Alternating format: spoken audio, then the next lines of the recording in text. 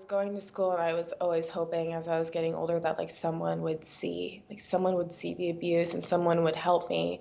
Finally, I was in the seventh or eighth grade and I came to school. There were scratches on my neck, and a teacher came up to me and she said, what are those scratches? And I said, it's so funny how you can want, like I wanted to be helped, but at the same time I was scared of what that help would look like.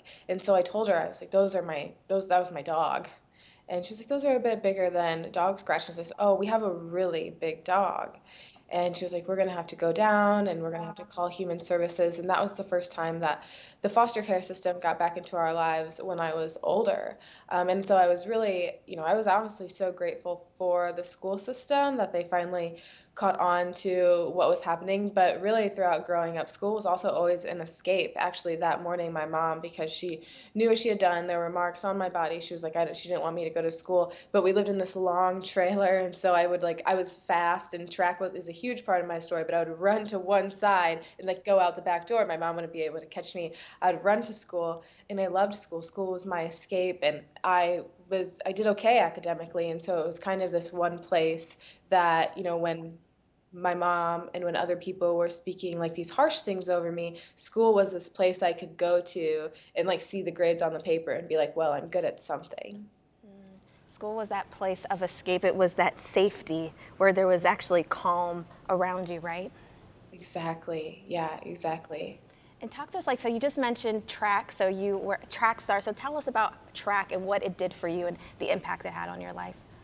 Yeah, track later then became that safe place for me. It was again like this place where people were proud to be seen with me, where I wasn't the bad kid, where I was good at something. And I had my track coach who came into my life and he just started to encourage me. He was like a father figure, and I'd always like prayed. I didn't believe in God, but like there was something in me that I would pray to him and be like, God, just give me a dad. Like that would solve my problems, right? Like I would have someone take me out of this chaos and take me out of the foster care system. And I just prayed for that.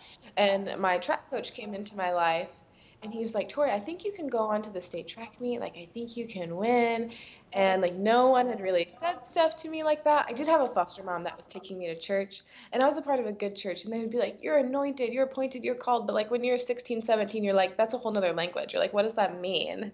And so then I had my track coach who was like, I think you can go into the state track meet and win it. And that was such a tangible goal. Like, I know what that meant. And I was like, we're just going to do what this crazy man says, and we'll see if it works out. And if it doesn't, like, it's his fault. And he's the crazy old man. So through that, we started to train together. We got really close.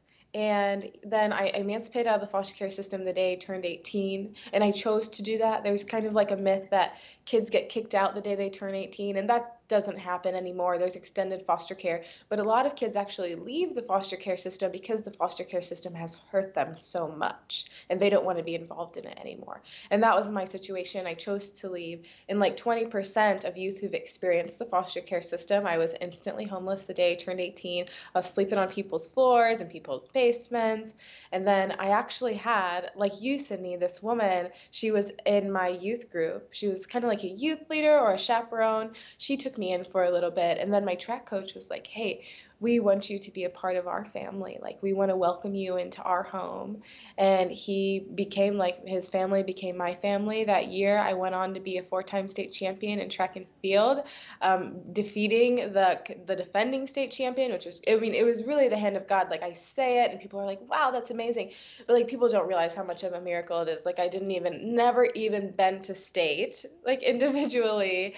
And then I'm going up against the defending state champion and I win 4 state titles, which then allows me to get a full ride scholarship to college, become a part of that 3% of youth who graduate college who have experienced foster care. So really was really like this foundation, this place that I found my confidence, and God lifted me up and showed me who he wanted me to be. Tori, I love that story so much. So I ran track in high school. I was not a track star like you, but just hearing about what God has done, and I understand like the training and the preparation and just like taking down, the reigning state champ. I mean, what an incredible thing that God used you to do. And can you just talk to us for a moment, out of all the chaos, all the trauma that you walked through, how did God meet you and begin to heal the deep, dark, wounded places in your soul and in your spirit? Well, like I said, I was praying. Like I was like, God, give me a father. Like that would solve so much. And I was very angry at him for not giving me a father.